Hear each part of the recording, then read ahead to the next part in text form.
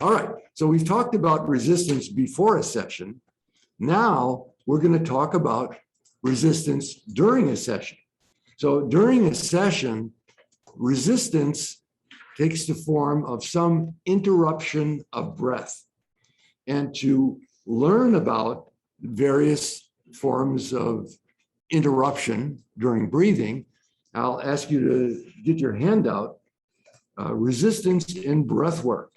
We went through some of the before session resistance. Someone actually getting to a session, someone actually showing up, going through their initial resistance and getting to the session, half the session is already taken care of. Because that person on some level, and I mentioned this yesterday in our basic group, on some level has made an agreement to become conscious about why they embodied on the planet at this time.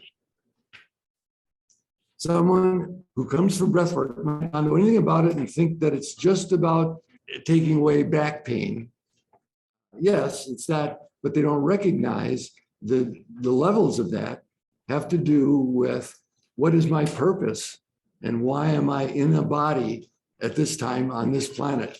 All of those are layers that breathwork has in store for them. They may not consciously know it. But now we're going to demonstrate these. There's 9 styles here.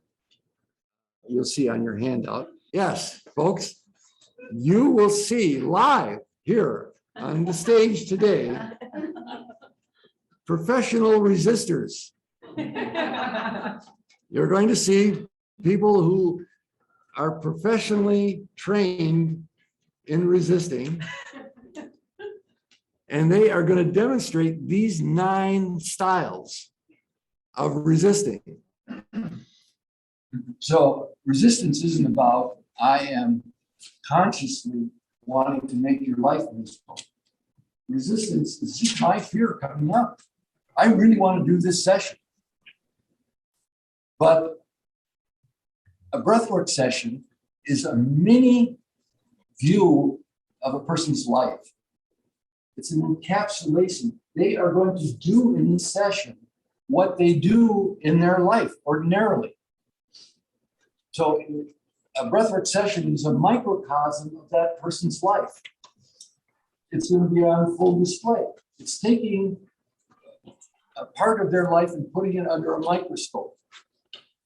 And they're hiring you to look through that microscope and tell them what you see.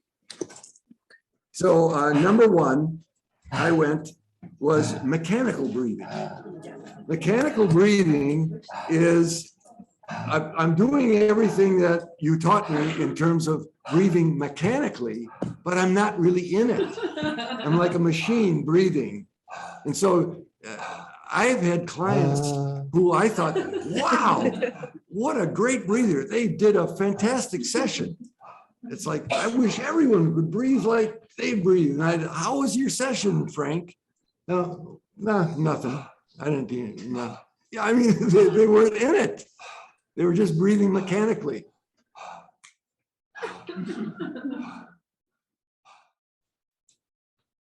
Number 2.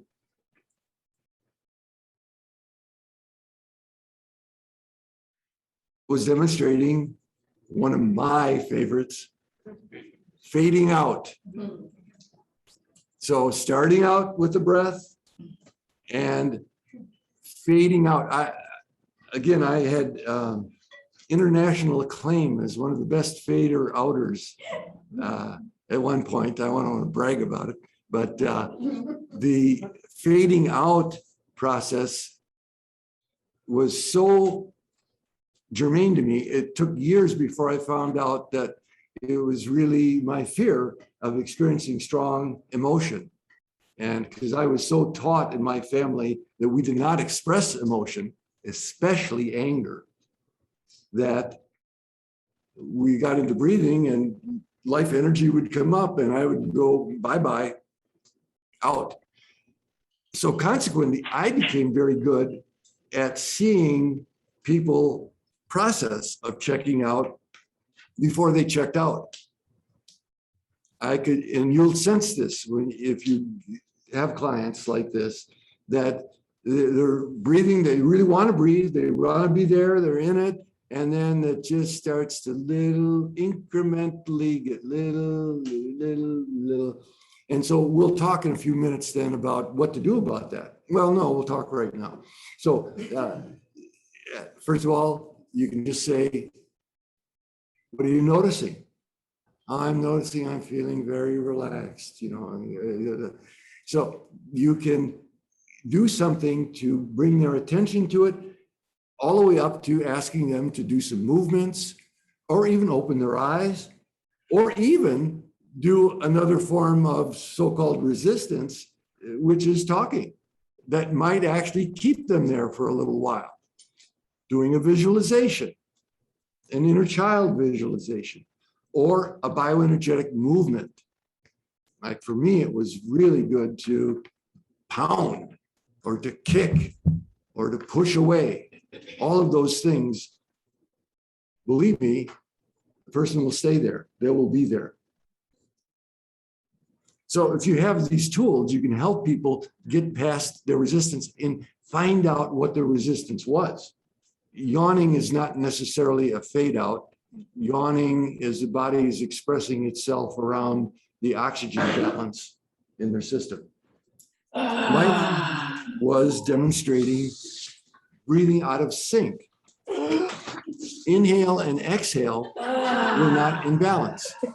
He was doing a long inhale and a short exhale, or a long exhale and a short inhale. And this is one of the ways that people can, again, take themselves out of the process. Like, I heard Jim Morningstar say that a long exhale would relax you more. So they go into doing a technique rather than being in their body and present with the breathwork session. Out of sync was number 3. Number 4, if you didn't get that one, you weren't listening. Which is, the person just outright stops breathing. Now, there have been circumstances, and this is rare, but we come to a training and we like to hear about rare things.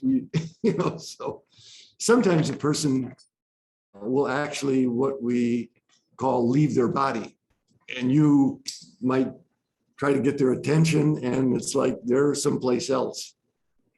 Worry not, they always come back. They're safe. But sometimes when they come back, it's like a lightning bolt. They come back with a shock. It's like they're laying there and then, just, you're safe, you're here, encourage them. I even had one person that did that a couple times in a session. It's relatively rare. Stay with them, their spirit is there. And they know that you're there on some level. And they do come back. But it's like a recreation of their first coming into life in a body. And you have to remind them, yep, you're here, you're safe, planet Earth, we're doing a session, it's okay. And for whatever reason, that's something they needed to go through. Lenny was demonstrating, anyone got a guess? Control. Yeah, right on. Controlled. So he was breathing, but boy, was it tight. Did you start to feel uncomfortable watching him? Yeah, that's why I said enough already.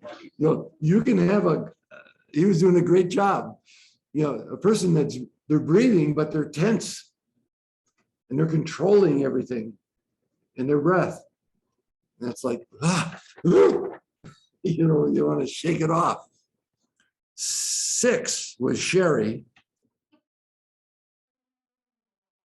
I'm feeling some pain in my left knee. I saw that episode on Special Victims Unit where the little boy was kidnapped and they put him in a little tiny box, and maybe he was kidnapped in a past life. Wonder how much breath you can get in a little box before you run out. And I wonder who would find me if I was in a little box. I wonder who found me in my past life. You know, wow, and sort of really, wow.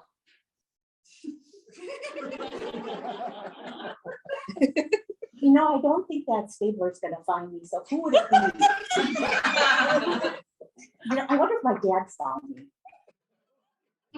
Anyone got an idea about what that is? Talking, right? So I remind people, it's like, yes, that's very interesting, and we're here to breathe. And so let's stay with the breath, and we'll talk afterwards if there's something important to say. And usually whatever they thought was extremely important at the time, but if they stay with the breathing, it's not so important later on. Okay. Number 7 was Jane. I'm sorry, can you wash those pillows before we breathe next time? You know.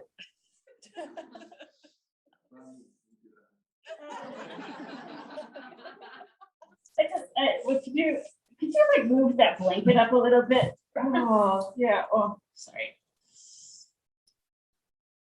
Yeah, maybe touch right here. Yeah.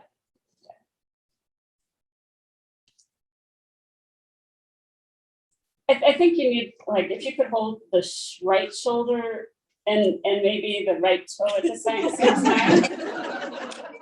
I know it's a little bit of a stretch, but it really helps me connect that energy field. Meridian. It flows better when you're holding both.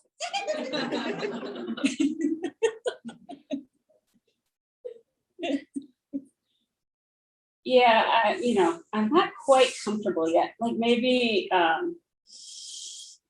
soda or something. So what was Jane doing? Giving instructions. Right. Now, again, any one of these things, a person might say, I'm feeling cold, I'd like a blanket. Well, that's fine. But then they go on, and I'd like a Diet Coke, with lemon, and it's like, okay, something here is taking precedence. Their mind is controlling the session. And number 8, Andy.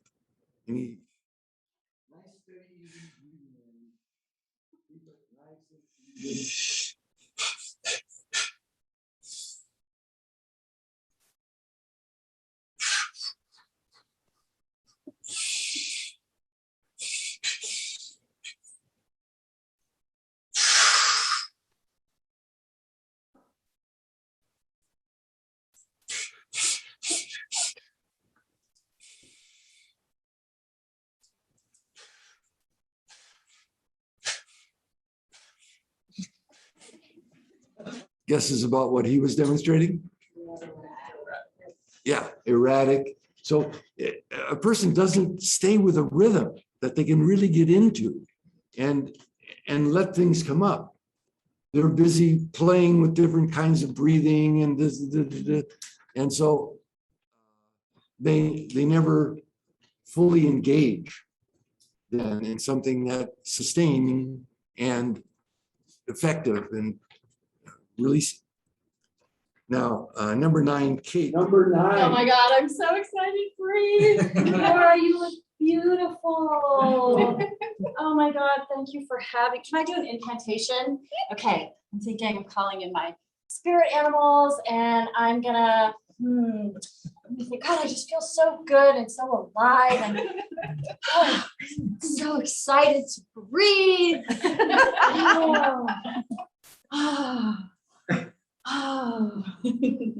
Oh man, I just really feel like this is just a part of myself is coming to life. And I'm so grateful for you. And that this is all happening just because of you and that we're here. And, I'm gonna make another incantation, calling in relatives and anyone else. Bring them all. This is really great, but now I'm kind of feeling a little bit like, are you feeling weird? Because I'm feeling a little dejected by you. This might be something that we need to process together. And I still feel like that's what's being called forth right now. And can you tell me what I'm doing wrong right now? Because I don't know what it is right now. Anyone got a guess about which one she was doing? Right, drama. Again, sometimes very dramatic things will happen. Indeed, sometimes very dramatic things will happen in a session. Okay, and it's part of the process. Then their mind will take over and they'll get kind of addicted to that. And it's like, it felt good when they released something. And so now that's what breathwork is about. It's releasing something. There was an older woman that I was working with one time, and she asked me to hold her hand during a session, which I did. And she proceeded to have a very good release. Well, after that, every session, she needed my hand or thought in order to have a release. So our mind gets the superstitious by association. Again, trust your intuition as to how long you stay with that, allow that to go on, and then let's experiment. That's my favorite phrase. If you're willing, let's experiment with not holding the hand, and see what happens. And I think I know what's going to happen. Something entirely different may happen. That's great. That's what an experiment is for. Not to demonstrate something you know, it's to find out. Let's do this together. Virtual Lenny was expressing that yawning can be a symptom of several different things. One is operating on adrenaline and high speed all the time, then coming in and all of a sudden shutting off. And yawning can happen, and it can lead to checking out. So again, intuition training. Watch what that phenomenon means for that person at that particular time. One of the ways of pointing out that doesn't sound like, oh, they did it wrong or they did something bad is simply to ask them what they noticed when such and such was going on. Or right on the spot, what they're noticing. Well, in fact, that's what we're going to talk about right now, is exactly what you said, just an observation or giving them feedback, sometimes right in the session. So I noticed that when we started to have feelings about the issue that you came in with, dealing with your mother or whatever, that it looked like your body was getting tense. Did you notice something? So you can give their observation and then ask them what they noticed during that. Jim, I had trouble differentiating between controlled and mechanical and erratic and out of sync. Yeah, those are the hardest to differentiate between the two. One, the controlled is the person is wanting to breathe, but they're very tight. The other one, the person may not be very tight, they're just absent. Okay. And the out of sync and the erratic. Yeah, out of sync just means the inhale and the exhale are out of sync. Erratic means that they're all over the board with different breathing. Thank you. Yeah, these are good clarifications. So just asking the person to alter their breathing rhythm. You notice they're starting to fade out. Well, let yourself breathe a little more fully. Experiment with that. Or the person is breathing like a banshee, let yourself slow down a little bit. It's like, what keeps you present? What keeps you present and experiencing your aliveness right here? Changing position, another great one. I call it, what most people were doing, what we were demonstrating was the mummy position. Laying there with your arms by your side, breathing. Well, that's not the tried and true only way to do breath work. We're starting out in a relatively neutral position without our hands and feet crossed, opening the system, breathing, noticing what's happened. But for example, you're watching the person's body and a lot of energy is in their upper body and their legs seem absent or dead. If you're willing, bring your knees up and put your feet flat on the mat or on the ground. And so that cutting the body off in the lower back and the tension there, which is chronic in most cultures nowadays, you can change the position and flatten and open up that lower back and feel more aliveness come down into the legs. Now, even further than that, sometimes I will have a person do a pelvic rock. So I'll say, again, if you're willing to experiment now, as you inhale, press down on your butt. As you exhale, press down on your feet. That's when their knees are up and the feet are flat on the ground. And that gets a little gentle rocking going in the pelvis. Again, it's not a stress exercise, just a little gentle rocking going, and whoa, the aliveness start to come through. I'll even augment that by saying, as you press your butt down, imagine the energy coming from the earth up your spine to your heart. And as you press your feet down now, you're exhaling and that energy is going down your body through your legs into the earth. And you create this little cycle. So it's a nice little rhythmic thing that gets the lower body connected with the upper body. Just reporting sensation, I'm doing that all the time. Asking people what they're noticing so that they can start putting 1 and 2 together. I was thinking about going to school and I was not breathing. Okay. Maybe some tension going on there, maybe feelings going on there. So asking them what they're feeling is helping them make connections and getting people to actually verbalize what they're feeling. Now, generally, as we demonstrated, the person talking, it can be a form of taking them out of the breath. But if a person is really leaving, I can get them talking. That can be a way of bringing them back and being in their bodies, verbalizing what's going on, or just breaking the sense that I'm here, I'm paying lots of money to breathe and nothing is happening. And I'm scared that I'm going to be judged, and lighten it up, even using a little humor or something to change the seriousness and tension that's going on. A good thing to ask people to do after the session is recommending that they journal on it. I use inner child visualization, reaffirming their intention to breathe, and actually at times giving them permission to resist. And just, if they're very persistent in it, just notice what's going on. Something is always going on. After a session, some people can resist by shutting down, rubber banding. Yeah, they open way up and then they'll go in the opposite direction. They will isolate themselves, go out of contact, or deny that anything happened. So your job is to help them admit and accept what has happened, and sometimes to share your observations. They have the critical mind on board because someone is watching them and giving them a grade. And just being affirmed for their courage to stay with the process, even when it got hard for them, even when emotions come up. What a great thing that was.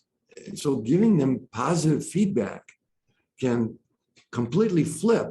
A lot of people will go do all the work, but take no credit. And it's like, that's a pattern.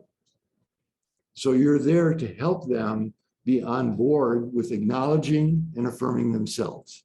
Thank you for your courage to let those tears out, giving them exercises, reading, other things to do to keep the process going.